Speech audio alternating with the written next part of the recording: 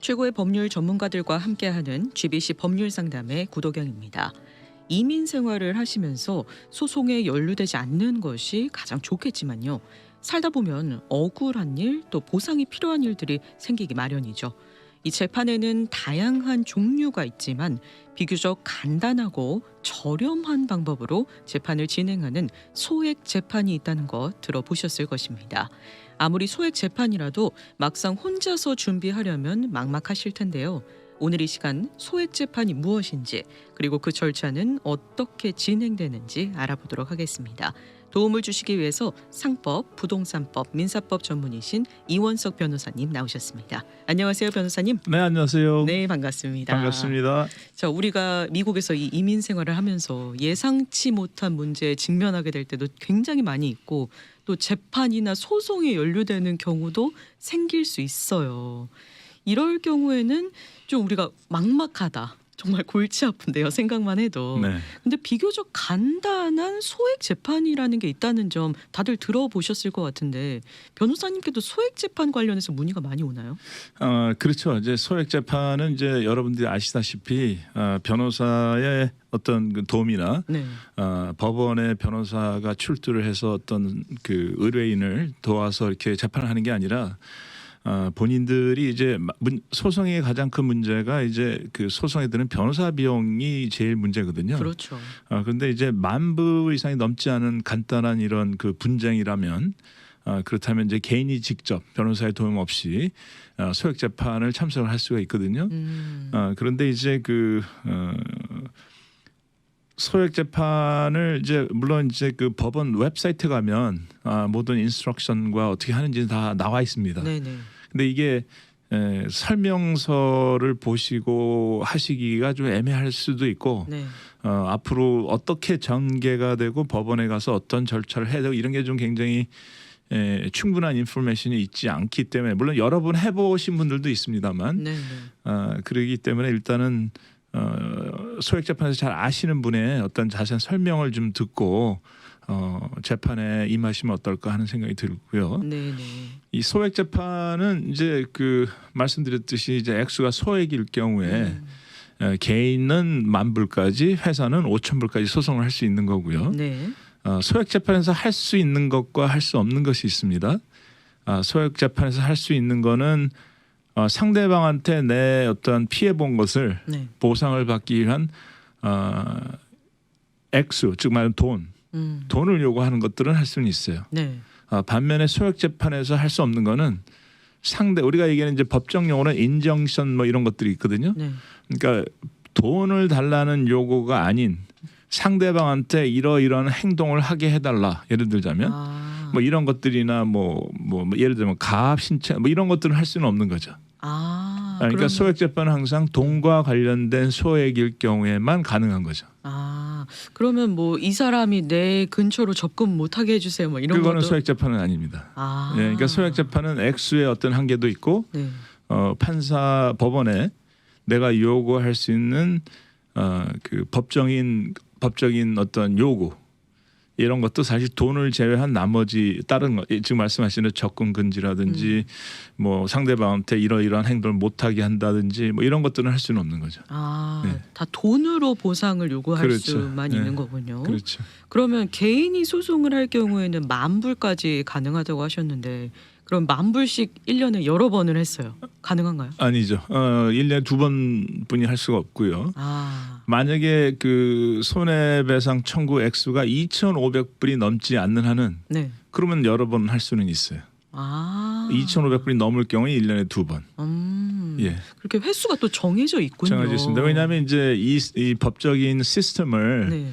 악용하는 사람들이 있거든요. 그렇죠. 네, 그냥 지금 저도 뭐 겪고 있는 그런 케이스들이 있긴 한데, 제 손님이 네.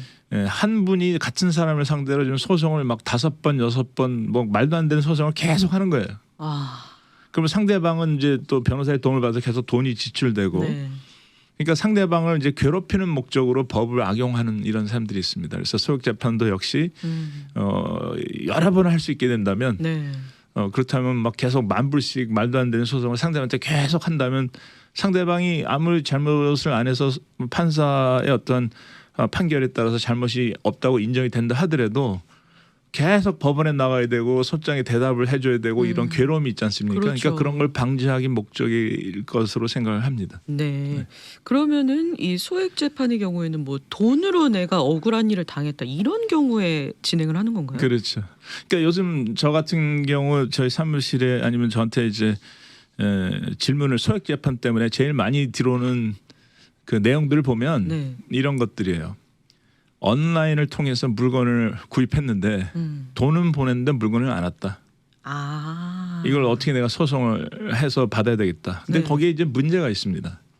어떤 문제가 있냐면 예를 들어서 상대방의 물건을 판매하겠다고 한 상대방의 회사가 네. 이 로컬 이 근처에 있는 데라면 여기 소액 재판하면 되지만 네. 셀러가 온라인에서 파는 사람이 딴 주에 있을 수도 있고 뭐 어디 갔는지도 모를 수도 있고 굉장히 그 상대방이 어딘지 자체를 찾기 힘든다는 게 이제 한 가지 맹점이고요. 네, 네. 그다음에 소액 재판은 어디서 할 수 있느냐? 네. 모든 소송은 그 뭐죠? 그 법원이 네. 여러 군데가 많이 있지 않습니까? 그렇죠. 그럼 어디를 골라서 소송을 해야 되느냐? 기본적으로 소송할 수 있는 거는 많은 분들이 내가 사는데 소송한다고 생각하지만 그렇지가 않아요.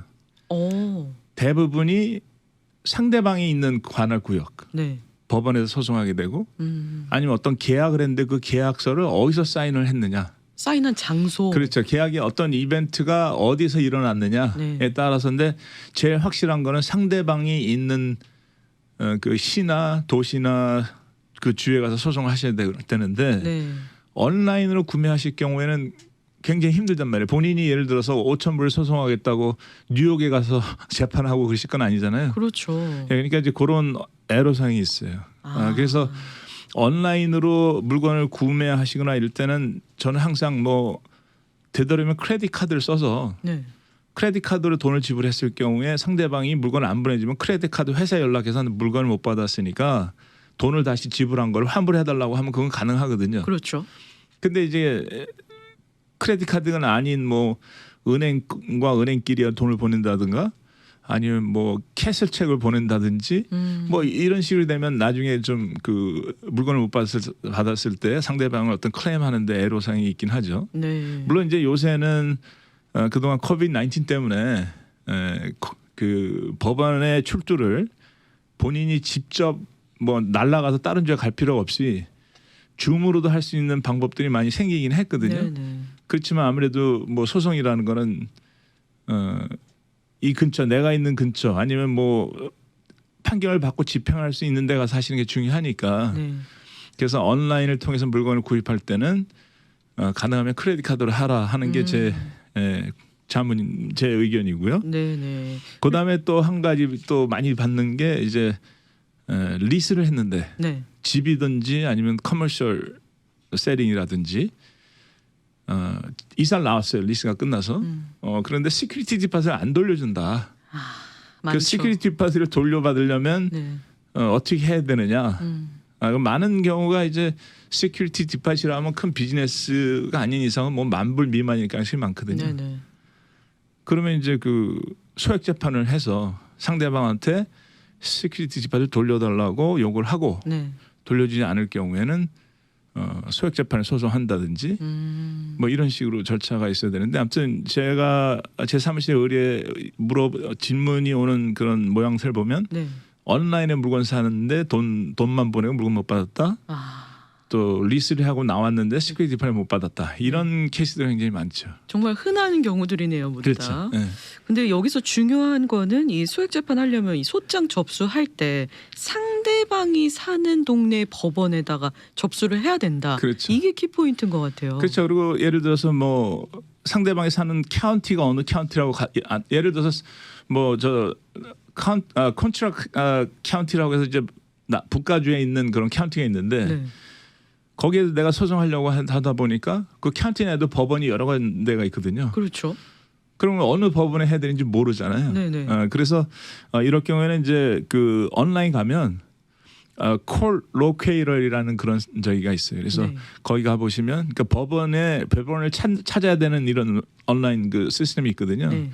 그래서 거기 가셔갖고 그 상대방이 사는 집 주소나 이제 집 코드 이걸 집어넣으면 어디로 가서 소송하라고 하는 그런 그 도움을 받을 수 있죠. 아, 네. 우리가 소액 재판하면 금액적으로 액수가 비교적 낮은 편이기 때문에 간단하겠다. 뭐 변호사 없이도 진행 가능하니까 간단하겠다 생각하는데 사실 이 소장을 어느 법원에 접수하냐부터 큰 문제가 동작할 수 있을 것 같네요. 그렇죠. 이렇게 간단하지는 않아요. 왜냐하면 네. 소장 전해주고 일단 소장 접수하는 게 이제 첫 번 문제고요. 그렇죠. 그럼 소장이 접수가 되면 그 소장을 법에서 요구하는 방법으로 상대방한테 전해줘야 되거든요. 네.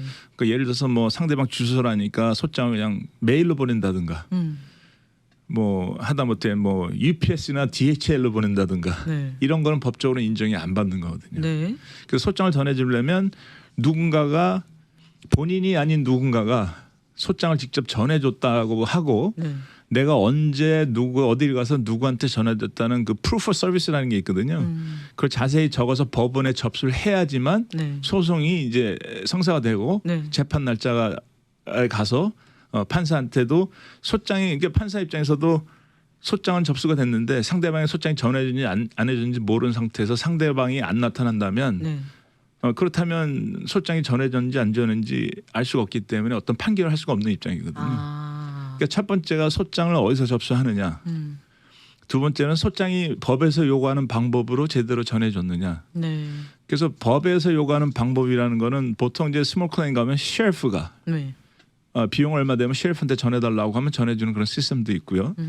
그다음에 저희 변호사 사무실처럼 매일 와서 소장을 와서 픽업하러 오는 사람들이 있어요. 전문으로 전문을 하는 사람 그런 사람을 통해서 전해줄 수도 있고요.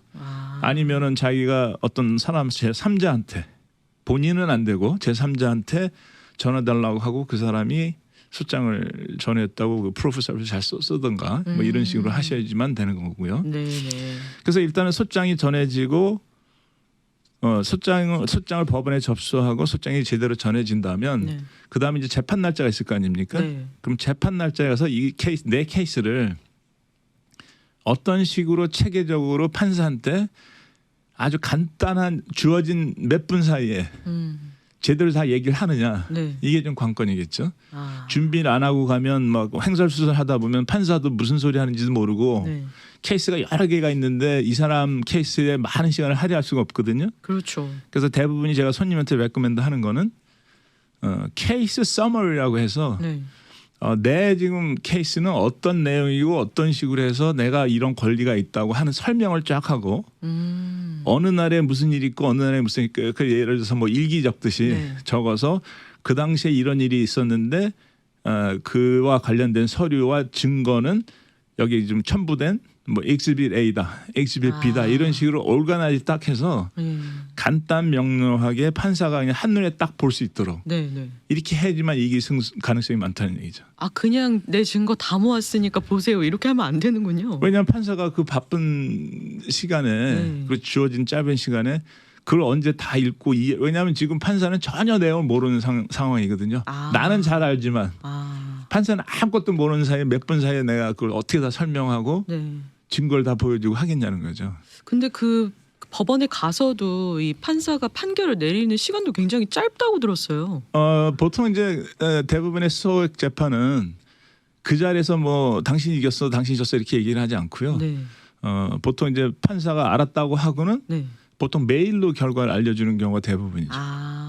그러면 내가 뭐 억울하다 이렇게 어필할 수 있는 시간은 어느 정도? 그거는 이제 그 소액 재판의 판결문을 받은 날짜. 네.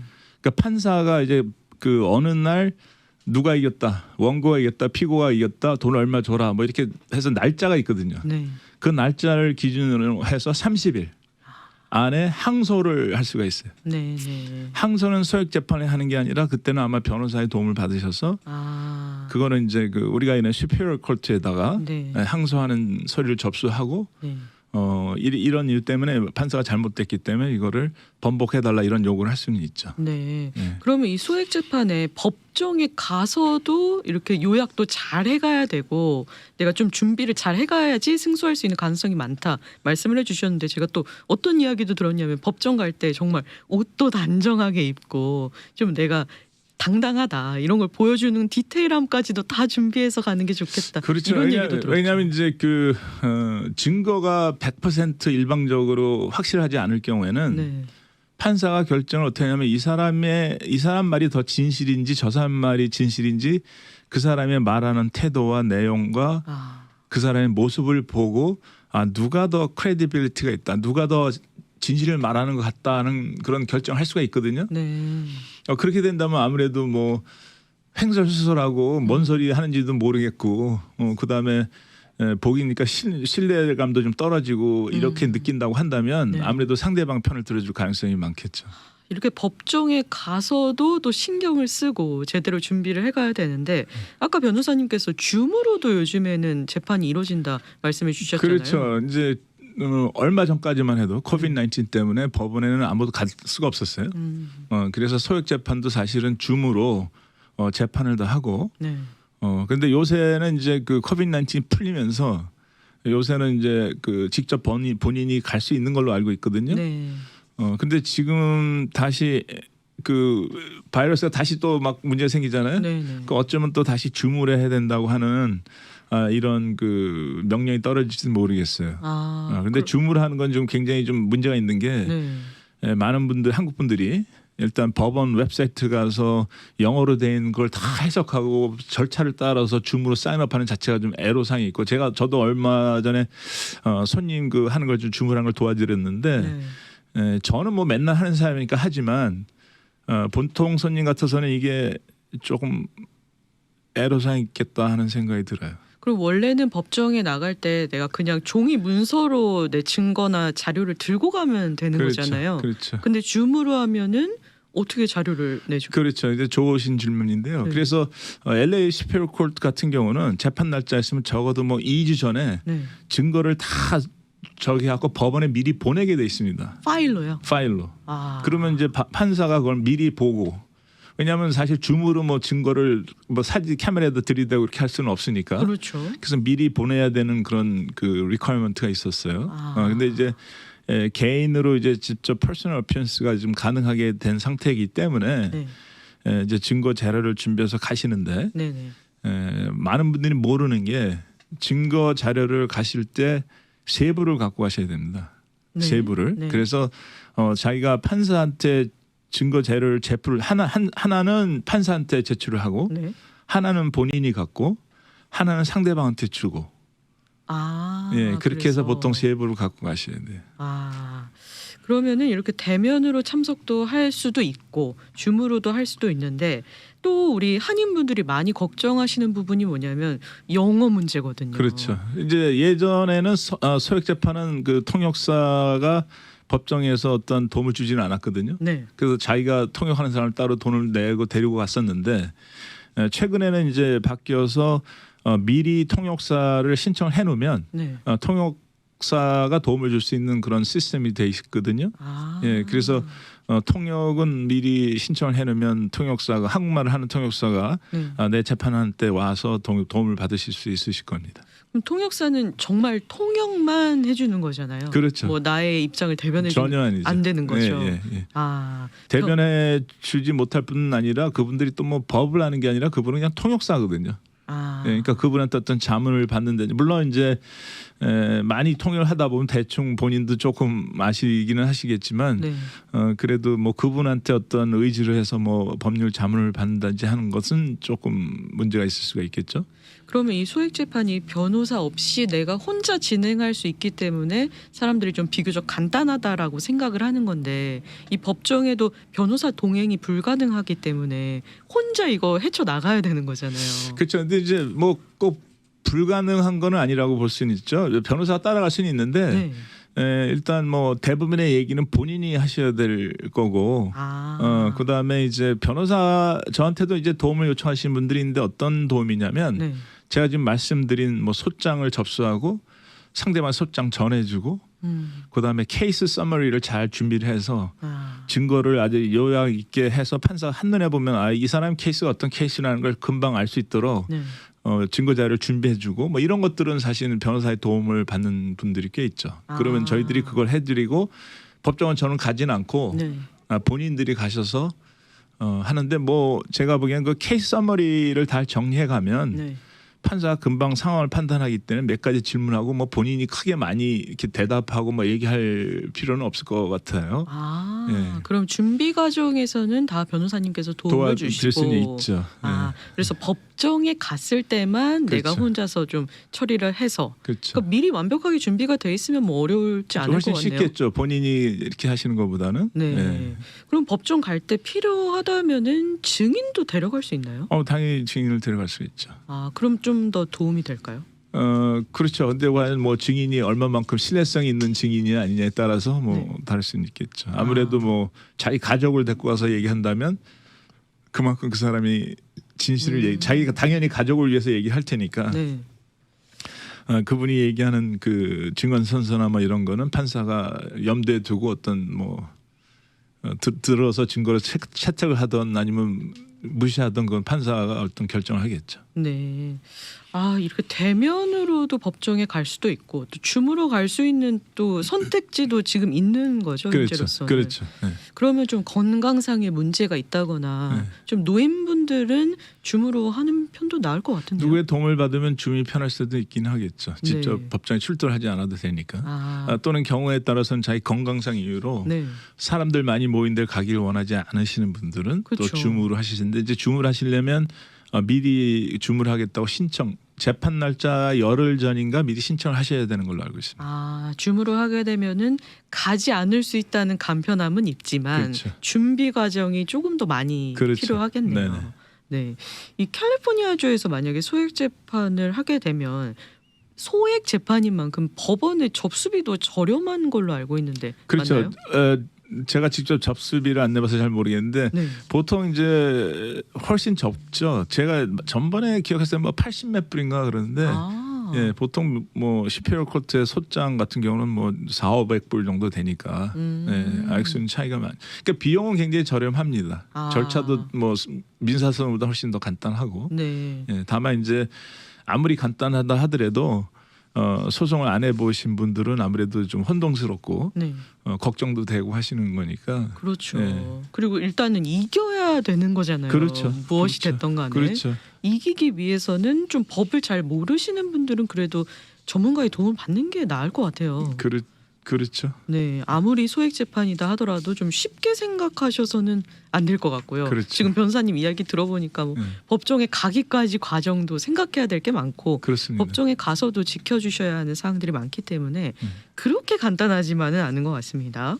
그러면 이 소액 재판 자체는 비용이 별로 들지 않지만 만약에 재판을 하는 데 있어서 변호사 도움을 받는다면 경우에 따라서 재판에서 이겨서 받을 수 있는 돈보다 변호사 비용이 더 드는 경우도 생길 수 있나요?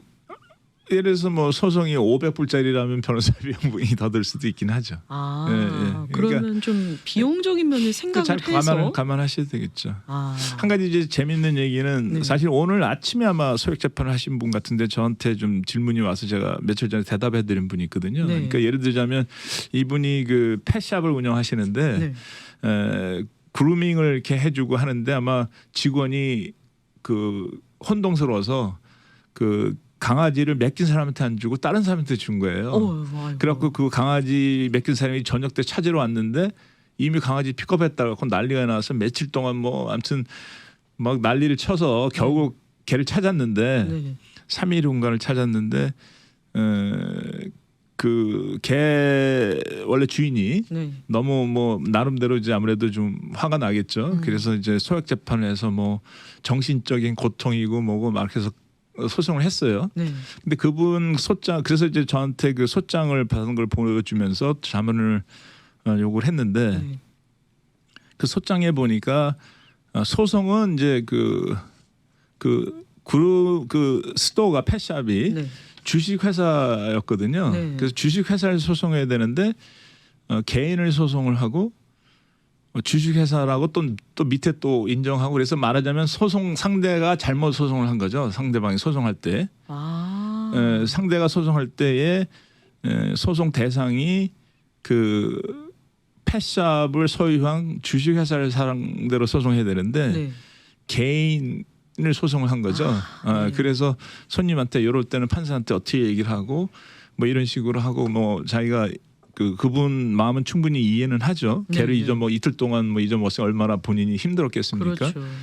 그렇지만 이제 그래서 상대방이 뭐 10,000불을 달라고 맥시멈 최대한 내 10,000불 돈을 달라고 요구를 했어요. 그러면은 이제 또 제가 손님한테 자문한 게 상대방이 정신적인 충격으로 10,000불을 달라고 했는데 그 정신적 충격은 이해하지만 그 정신적인 충격이 5,000불짜리인지 6,000불짜리인지 네. 10,000불인지 그걸 어떻게 증명을 하겠느냐. 네. 그런 걸 증명하려면 전문가가 또 따로 있어야 되거든요. 아, 그래서 막연하게 내가 정신적인 손해봐서 정신적인 타격을 입었다 해서 10,000불을 요구하는 자체가 이건 문제가 있다고 판사한테 얘기를 하라. 이런 식으로 이제 자문을 줬던 거죠. 네. 근데 지금 결과가 어떻게 된지 모르겠습니다. 오늘 아침에 아마 간다고 얘기를 하셨는데. 근데 이런 정신적인 충격을 이유로 들어서 소액 재판을 하는 경우도 있군요. 그러니까 이제 그게 조금 문제가 있어요. 아, 정신적인 왜냐하면 아까 제가 말씀드렸지만 소액 재판은 네. 어떤 계약 위반이나 액수가 확실했을 때 그렇죠.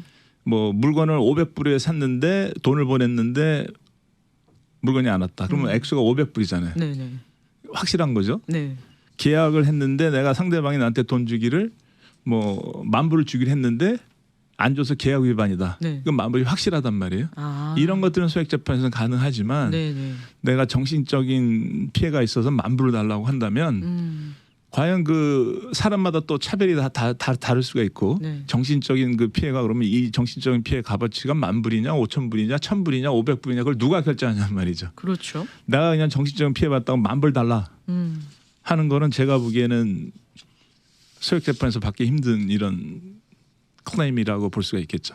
그러니까 이 소액 재판이라는 게 좀 접근성이 좋고 금액도 낮다 보니까 누구나 한 번쯤 그냥 소액 재판 해야겠다 이렇게 생각하시는 분들도 그럴 수도 있어요. 많아서 이런 경우도 생기는 것 같네요. 맞습니다. 네. 사실 소액 재판이라고 해서 그렇게 막 간단하게 이길 수 있는 것도 아니고 오늘 변호사님께서 자세히 소개를 해주셨는데 준비하고 생각하셔야 되는 부분이 굉장히 많거든요. 그렇죠. 그렇다 보니까 그냥 쉽게 소액 재판 해야지 이렇게 생각하지 마시고 어떤 경우가 있으시면 좀 변호사님의 도움을 통해서 법적인 조언을 구하시고 시작을 하시는 편이 가장 좋을 것 같습니다. 네. 자, 오늘 법률 상담 시간에는요. 부동산법, 상법, 민사법 전문이신 이원석 변호사님 모시고요. 소액 재판에 대해서 그리고 그 절차가 어떻게 되는지에 대해서 자세하게 알아봤습니다. 변호사님 사무실로 연락을 주시길 원하시는 분들 어디로 전화드리면 되죠? 네, 제 사무실 전화번호는 714-634-1234 714-634-1234입니다. 네, 이 소액 재판 말고도 다양한 법적인 조언이 필요하신 분들은 이원석 사무실 변호사님 사무실로 연락 주시길 바라겠습니다. 오늘 소액 재판에 대해서 자세하게 설명을 해주셨는데요. 제가 한 가지 안 여쭤본 부분이 있는데 이 소액 재판은 체류 신분 관계없이 누구나 할 수 전혀 있나요? 상관이 없습니다. 가면 체류 신분이 뭐냐고 물어보지는 않으니까 걱정 안 하시고 클레임 하시려면 하실 수가 있습니다. 네, 이렇게 접근성이 좋은 또 소액 재판인데요. 좀 자세하게 전문가 조언을 통해서 조언 구하시고 재판 진행하셨으면 좋겠습니다. 오늘도 함께해 주신 이원석 변호사님 감사드리고요. 저희는 다음번 이 시간에 또 인사드리도록 하겠습니다. 고맙습니다. 감사합니다.